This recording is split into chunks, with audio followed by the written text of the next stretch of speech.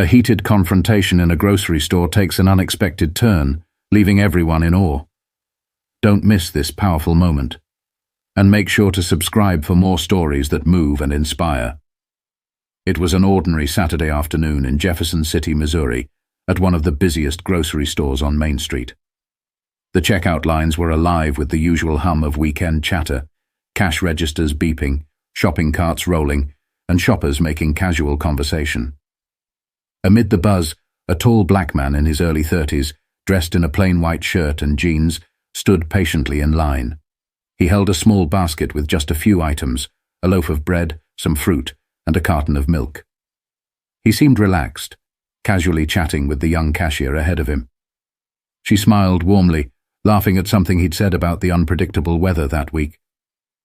Their interaction was easy, natural, and full of small-town charm, a moment of normalcy in the otherwise hurried atmosphere. Behind him, an older woman stood stiffly, her cart filled to the brim with groceries. She looked to be in her late 60s, with sharp features and a purse slung over her arm. Her eyes darted toward the man in front of her, and her expression hardened as she shifted impatiently from foot to foot.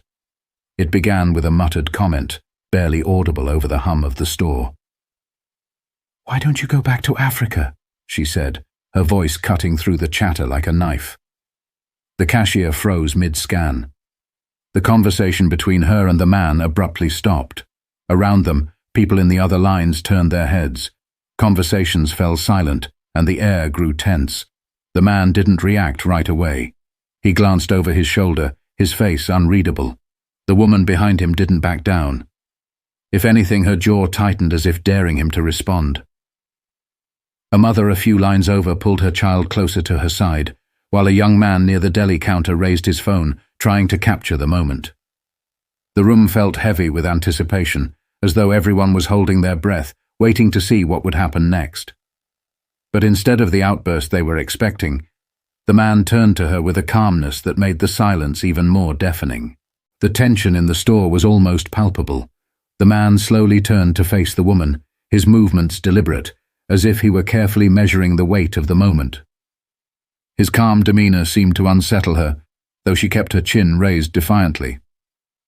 "Excuse me," he said, his voice steady but low enough that it forced those nearby to lean in slightly to hear. The woman crossed her arms and scoffed, doubling down. "You heard me," she said sharply. "I said what I said. People like you don't belong here." The weight of her words hung in the air, and a ripple of discomfort spread through the crowd. A man in a baseball cap further down the line whispered to his wife, who frowned but didn't intervene. The cashier, a young woman with bright blue nail polish, looked from the man to the woman, her face flushed with discomfort. The man's expression didn't change. He stood there, unmoving, his gaze fixed on the woman. There was no anger in his eyes, just a calm intensity that seemed to make her falter slightly. But she quickly recovered, gripping the handle of her cart as if it were a shield. A teenage girl in the next line whispered to her father, "Dad, are you going to say something?" Her father shook his head, muttering, "It's not our place." The man finally broke the silence, his voice carrying a calm yet commanding tone. "Do you know where I'm from?" he asked her, his words deliberate. The woman raised an eyebrow, her lips pursed in annoyance. "What difference does it make?" she shot back. He didn't respond right away. Instead, he took a step closer, not in aggression, but with the quiet confidence of someone who knew the power of their words. "It makes all the difference," he said. His voice, though calm, had an edge of steel that made everyone pause. The crowd was transfixed now, their groceries forgotten. Even the store manager, who had been watching nervously from near the customer service desk, seemed rooted to the spot. The man glanced around the store, his eyes briefly meeting those of the onlookers. "This is my home," he said, his voice steady. "My family's been here for generations. My great-grandfather built houses in this very city, homes that some of your families might live in today. My grandmother was a nurse who worked double shifts to care for this community during its hardest times. He turned back to the woman, his tone unwavering. "Where are you from?" he asked, the question hanging in the air like a challenge. The woman blinked, seemingly caught off guard. She opened her mouth to respond, but no words came out. Her fingers tightened around the handle of her cart. Around them, the crowd shifted, their discomfort giving way to something else. Curiosity, perhaps, or even guilt. Some lowered their eyes, unable to meet his gaze. Others looked at the woman, their expressions a mix of disapproval and expectation. The man took another step forward, his posture calm but unyielding. "This country," he said, "was built by people who look like me. People who toiled, who suffered, who fought, and who persevered. My ancestors endured more than you could imagine, and they did it so that future generations, your generation and mine, could have the freedom to stand in a store like this and buy groceries without fear of being told we don't belong." His words were measured, each one hitting its mark. The cashier's eyes welled up, and she quickly wiped them with the back of her hand. A few people in the crowd nodded subtly, their expressions softening as the man's message began to sink in. The woman, however, remained silent. Her defiance seemed to waver, her expression shifting from one of anger to something less certain.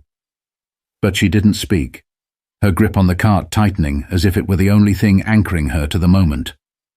The man paused, letting the weight of his words settle over the room, and for a moment the silence was louder than any argument could have been. The man exhaled softly, his composure unbroken.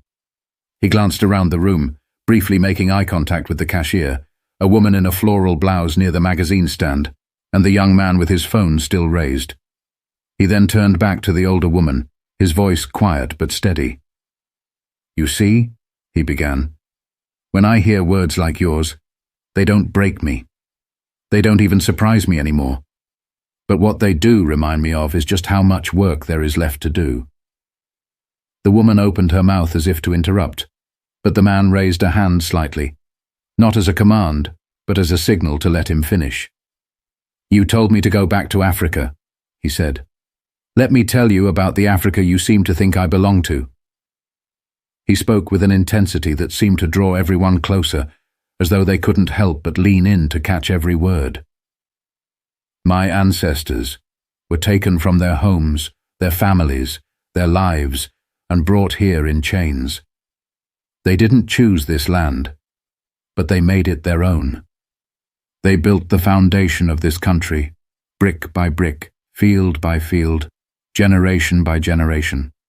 Their sweat, their tears, their blood are in the soil beneath your feet." His voice grew steadier, filling the space as he continued. "And when slavery ended, they didn't stop building. My great-grandfather worked as a carpenter right here in Missouri. He built homes, churches, schools, places where families could live and grow and dream. My grandmother, she was one of the first black nurses at the local hospital. She worked through segregation, through prejudice, through long nights when no one wanted to take orders from her because of the color of her skin. But she didn't give up." The woman shifted uncomfortably, her arms crossing tighter over her chest. The crowd was rapt now, their focus solely on him.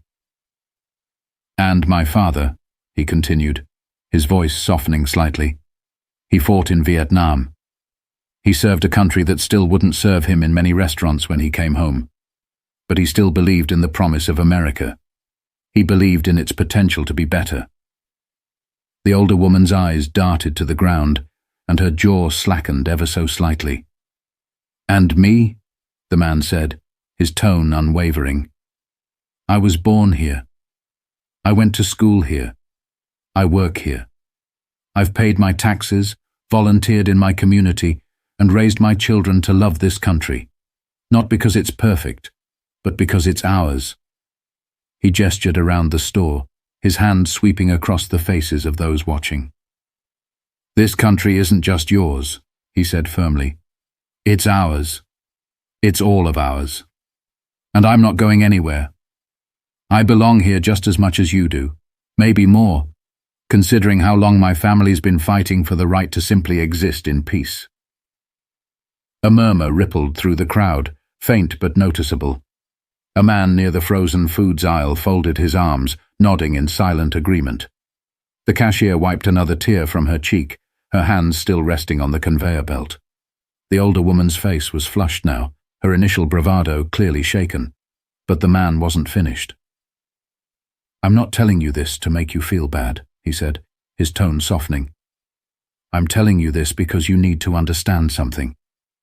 Hate doesn't solve anything. It doesn't build anything. All it does is tear people down. And it tears you down too. Carrying that kind of anger, that kind of bitterness, it doesn't just hurt the people you aim it at. It hurts you. It shrinks you. And you don't deserve that. None of us do." His words lingered in the air, the weight of them pressing down on everyone in the room. The woman's grip on her cart loosened slightly, her fingers trembling. The man took a step back, giving her space. "You don't have to like me," he said. "You don't have to agree with me. But you should know that I'm not your enemy. I'm your neighbor. And whether you like it or not, we're in this together." There was a pause, a long moment of silence that felt like the world had stopped turning. The crowd seemed to hold its collective breath, waiting for the woman's response, or for the man to say more. But he didn't. He simply stood there, his gaze steady, as if giving her the chance to process everything he'd said. And in that silence, something shifted, not just in her but in everyone watching. The silence stretched, thick and unbroken, as if the store itself were holding its breath.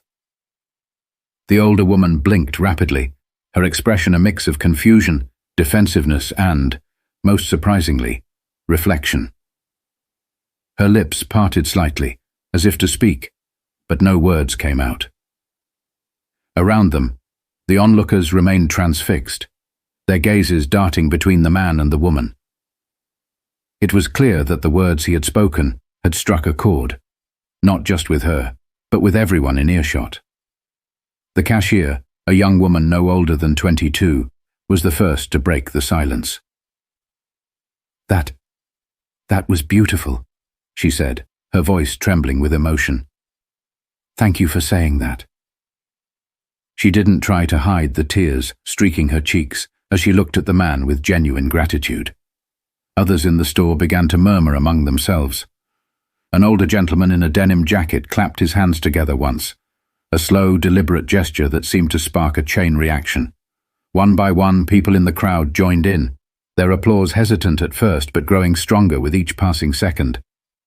The sound of the clapping filled the store, echoing off the high ceilings and cutting through the tension like sunlight piercing through storm clouds. It wasn't a loud ovation. It wasn't meant to be. But it carried an unmistakable sincerity. The man acknowledged the crowd with a small, gracious nod. "Thank you," he said softly, his voice carrying the same quiet dignity that had defined his response. The older woman stood frozen, her face a mask of uncertainty. Her hands, which had been gripping the cart tightly, fell to her sides. Her cheeks were flushed, and her eyes glistened with unshed tears. Finally she spoke, her voice barely audible. I didn't mean—" She paused, searching for the right words. "I didn't think—" The man held up a hand, gently cutting her off. "It's okay," he said, his tone as forgiving as it was firm. "What matters is what you do from here. We all make mistakes. What defines us is how we choose to grow from them." Her lips quivered as she nodded, a single tear slipping down her cheek. I'm sorry," she whispered, the words fragile but genuine. The man offered her a small, understanding smile. "Apology accepted," he said simply. The crowd, which had been watching the exchange with bated breath, seemed to exhale collectively. A sense of relief and resolution washed over the room, softening the tension that had hung in the air just moments before. But the moment wasn't over. From the back of the crowd, a young boy, no older than 10, stepped forward, clutching a candy bar in one hand. "Mister," he said, his voice shy but clear, "what you said was really brave." The man knelt slightly to meet the boy's gaze, his expression warm and encouraging. "Thank you," he said. "But you know what? Kindness is the bravest thing anyone can do. If you remember that, you'll always be strong." The boy smiled shyly and stepped back into the arms of his mother, who gave the man a grateful look. The store manager, who had been lingering near the customer service desk, finally approached. He cleared his throat, clearly uncomfortable, but wanting to address the situation. "Sir," he said to the man, "on behalf of our store, I want to apologize for what happened here today. That kind of behavior isn't acceptable, and we'll make sure it's addressed." The man looked at him for a moment, then extended his hand. "Thank you," he said, shaking the manager's hand firmly. "I appreciate that." The older woman stood off to the side, watching the exchange with a mixture of relief and humility. She seemed smaller somehow, not in stature, but in the way her earlier anger had melted away, leaving only the raw vulnerability of someone who had been forced to confront their own flaws. As the applause died down and the crowd began to disperse, there was a sense that something profound had just happened. A moment of collective growth, sparked by one man's courage to respond with dignity instead of anger.